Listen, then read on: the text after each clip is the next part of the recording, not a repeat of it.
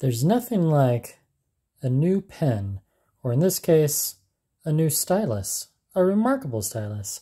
I've been going back and forth between this Kingwright stylus and my reMarkable stylus. I like this one, but there's no eraser, so I often just go back to this one. But once in a while, it's just fun to switch it up, and they are slightly different. This is how you change the tip. I haven't changed the tip for almost 4 months. So here are the new tips or nibs.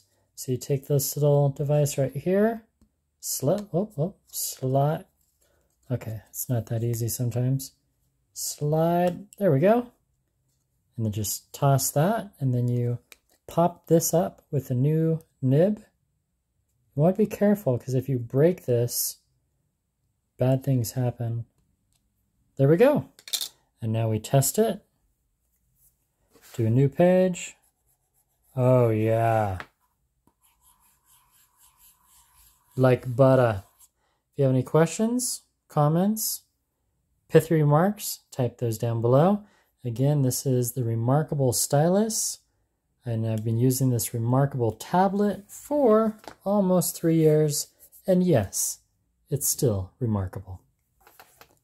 Goodbye.